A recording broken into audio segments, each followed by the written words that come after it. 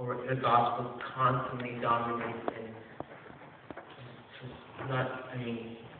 it encompasses our life. It is our life. And our life is not our own. Our life is not about us. It says in 1 Peter, if you don't turn there, 1 Peter 3:18, I'll just read it for you. So we understand what the gospel is about. The gospel, in that sense, is not about you. It's not about us. It says in 18, Paul talking about Christians suffering for the righteous suffering for God's sake. For Christ also suffered once for sins, the righteous for the unrighteous, that he might bring us to God, being put to death in the flesh but made alive in the spirit. It says there that he might bring us to God. That gospel message is not about us. Say it again. To bring us to God because it is about him. If someone were to stand here and receive an award, they would think their parents and coaches and whoever contributed to life. They wouldn't stand up here and say, oh, look at me, I'm great, I'm awesome. I did it all, I didn't need any help. It's pretty arrogant. It's pretty foolish. But if God receives glory and honor, who does he think? Who does he deflect it to? When it comes to him, who does it bounce off to? No one. Because God doesn't need us. God chooses to delight in us. God really created us.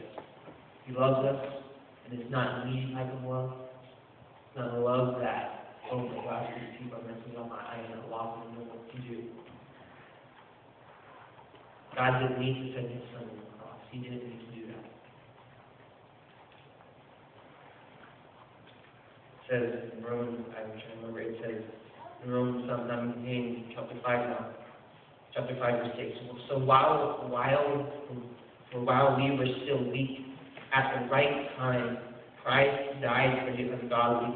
For one will scarcely die for a righteous person, though perhaps for a good person who would dare even to die.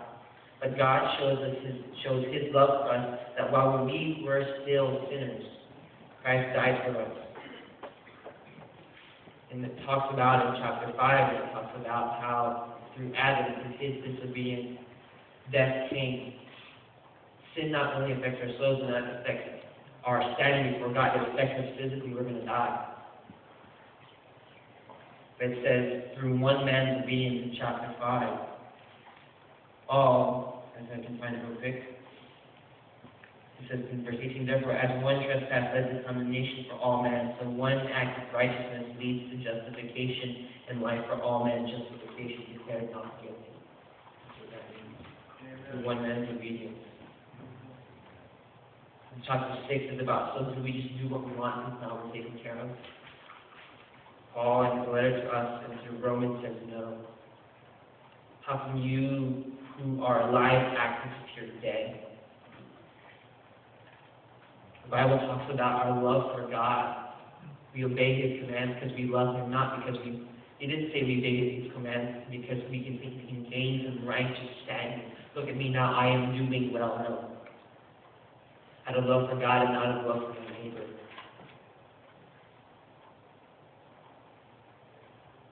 Because out of our love for God flows out of our love for neighbor. And if we do not see our love for neighbor, what do you think we can say we love God? We don't on a daily basis. But it doesn't end there. And again, remember, this is the life of the Christian. 5, 6, 7, 8. 7 talks about, when we read from verse 13 to chapter 7, did that which is good then bring death to me? By no means it was sin producing death in me, that through what is good, in order that sin might show to be sin, and through the commandment might become sinful beyond measure.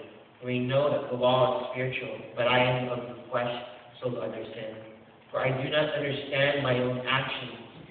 For I do not do what I want, but I do the very thing I hate.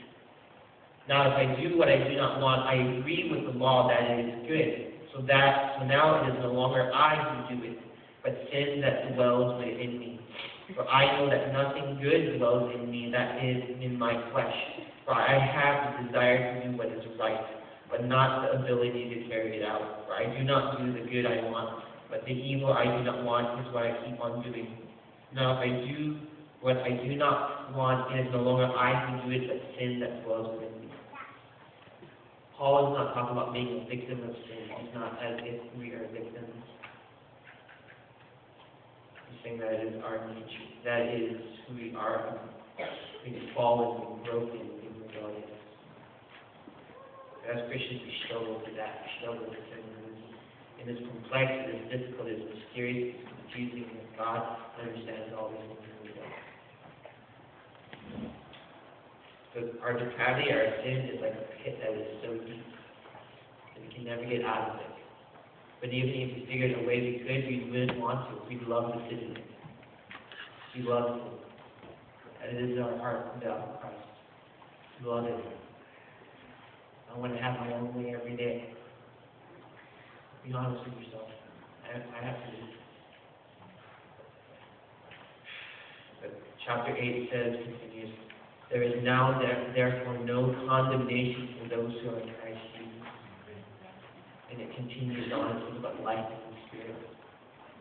It's a complex statement. You go through that way as you learn more and more about Christ. The pastor will touch on that at some point whenever he comes to talk. To summarize what this all means, why the gospel matters. Let me give you a little story of this past year. I might go over as our pastor. I'm going to try to condense as much as I can, but a lot has happened a year and this past year of my life. For those of you who know me, who have been here, I've been going to Biola University down in LA, and I've been going to school, having a biblical studies degree, basically like seminary and undergrad. And I came at the summer camp in Oklahoma, and because of that, I had a desire to go into youth ministry. I came back after my junior year of college for my last year. And I told myself, okay, David, be faithful. Be faithful to the work you're given, whether it's school, whether it's your family, your friends. And knowing ultimately it's not about them, it's about God. Be faithful there, even though you may not see where it goes, even if it seems pretty important at that time. So I knew that. My senior year was difficult. Classes got harder. That's normal. School was not easy. Most of you know that. And I found myself just not caring throughout most of the year. I found myself slacking off, being lazy, and just not caring. I just did what I wanted.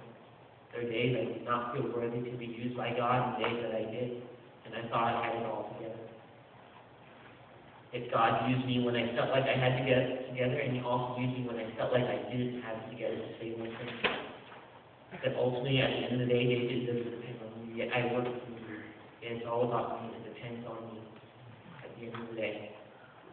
So that can hit me. 3/4 way into my spring semester, before the end of my senior year, I start slowly skipping my classes. I start slowly not doing my assignments. And then one day I just drop the ball and I just don't do anything. Sit in my room, not care at all. Not care about possible future ministry in a sense of being faithful, not thinking of myself as being faithful, studying the words of the Lord that we share faithfully to youth ministers, youth that I want to minister to, being faithful to the stewardship of the money they're given to go to school with my parents that I did not deserve me personally.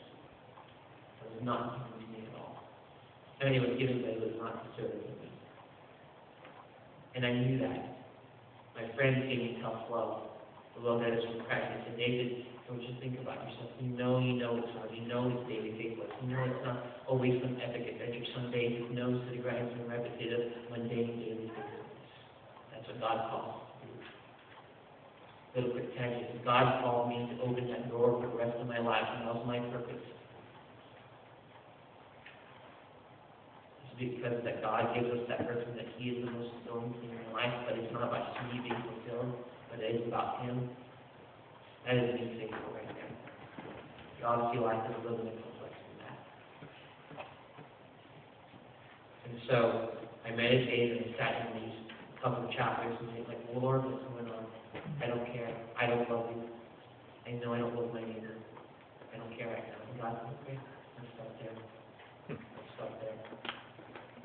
And I I knew from after studying the character of God that God was not surprised at all. He was not caught off guard. He was not like, oh man, I have to get it together and everything. There's some natives. Oh man, I have to help. No. Because I sustained him. And so, throughout the year, as I interned at the New Life Branch in Coalport, Oklahoma, kind of thing that kind of set in my mind was gospel matters. I said, okay, that doesn't work. So I sat there in light of my friend's tough love and in light of thinking that the gospel matters. One of the first couple things that came to mind was, my friends can give me any amount of advice, wisdom, truth, interpret scripture purely incorrectly, and give it to me. I can have a moment of conviction, epiphany, lifelong after lifelong. Reality is, will I listen? Reality is, I'm stubborn. Reality is, we're all stubborn. Everyone wants new revelation. No one wants to listen to what they already know. That's the gospel. So throughout the year, I did challenge camps with kids from ministry, Christian schools, and one of them was a basketball team. So we were sitting there, and we just had an 8-hour hike, trying to find food throughout the woods and building a fire pit and still make it iron frustrating, but that was part of the challenge camp. And me as an intern, part of me will facilitate that. We sat around the fire, and my friend taught Philippians 2 every day. And part of Philippians 2 is Christ's example of humility. Our English Bible puts that subtext. Christ's example of humility. And so he finished. And I knew my friend was teaching with the foundation of the thought that it's about the gospel of Christ. And I'll explain that in a bit. But after he finished teaching, the coach, and I won't say his name, he was talking about to the guys there, so you know you got the example of community giving this whole talk about the example. And that's all he left with that. And I sat there during this past year, like, that bothered me. Because reality is, he screwed those boys over. All he posed of Christ was he was an example. That's it. A role model in our daily life. And yet we will utterly fail that example every day of our lives. So he basically leaves them with no hope, just for that message. And that is not the gospel. You can call something the gospel, you can give the name of Christ, but it cannot be the gospel at all. So be careful about declaring the gospel if you don't know what it is. Amen. You know what it is that Christ has changed your life. And so I sat there wondering, Lord, should I have said something? Should I have sat back out and that's what we looked about? Halfway through my intern year, we had another intern come in. We went to this log cabin kind of retreat kind of thing, and we sat there and we mapped out our lives and kind of looking and learning from behind and learning from what is ahead and what's now. Don't worry about that.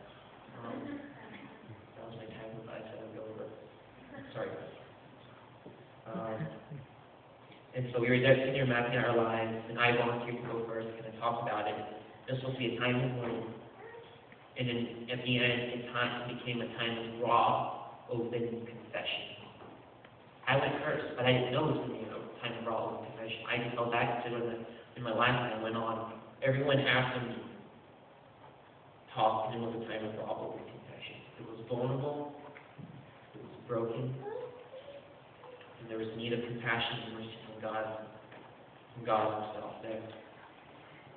And he did show that. But as I sat there and those people confessed and put themselves in the open, showing their weaknesses and sins and vulnerability, I sat there with my mind not open, not closed, kind of in limbo and wondering, God, why is my response not of one compassion and mercy towards these people? Not that I am self-righteous and not that I am okay, but that you call us to as Christians, one who represents your name before the world. Why am I not that? He says, why in reality? Why is it when I want to be broken and open, I want people around me to show compassion and mercy. Yet when people are open and vulnerable around me, there's no sense of showing compassion in this my heart. I'm a hypocrite to myself. I will go, yes, I know.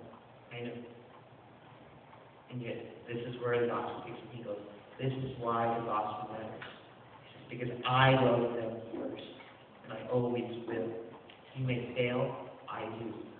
Their righteousness is in me and not in of themselves. Yeah. The righteousness, Jesus said, your righteousness is not in yourself, it is in me. As much as you like to think of it being of yourself.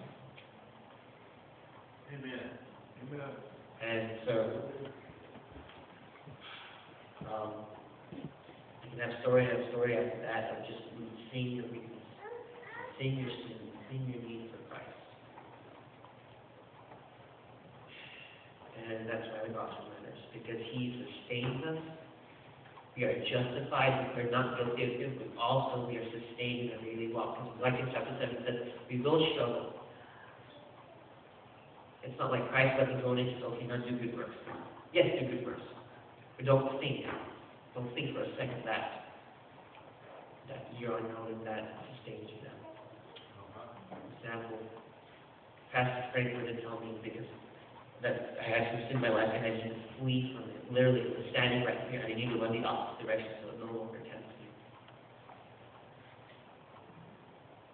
One of our things we can mess up on is think in my running that way, away from sin, I can think, okay, God, look at me, I'm doing better. No, Christ says, in your running, I sustain you. Yes. There are times you want to run towards sin, there's times you want to run away from it, but don't think that is where you stand, your own running. Yes. Amen. That's self-righteousness. That's pride. That's not the gospel. That is morality. Amen.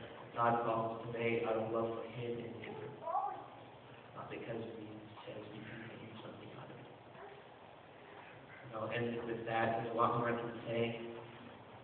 I'd like to read the last statement from C.S. Lewis about what man is without Christ. Fallen man is not simply an imperfect creature who needs improvement. It's not this self-help. Fallen man is a rebel who must lay down his arms. Different from what the world sees. So I look at that.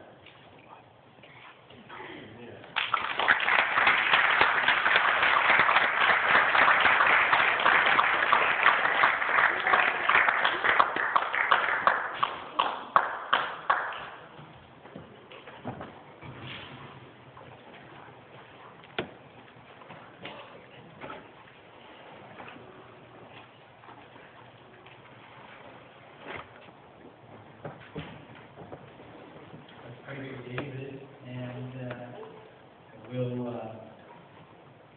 move to our message that we were intending for today to next time, because I want to share this for a couple minutes to sort of close some of what David had to say. But let's pray for him. Father, thank you for David, Lord. Thank you for his life. Thank you him and through him. And we pray now, Lord, that as you've been dealing with him, you deal with us, that we fully embrace the gospel. It's all that Jesus is. It's all that Jesus is about. That is the gospel. His entire life and all that it brings to us, Lord. That he might be our all in all. So continue to work with David. Use him mightily, Lord. All that you intended to be, may he be that. And thank you for using him today to share with us, to remind us, Lord, that we need to turn from sin and turn to you, Lord. And every little thing that would separate us from you, we need to take it seriously, Lord, to fully embrace you and all that you've given us and that you provide for us. And we ask these things in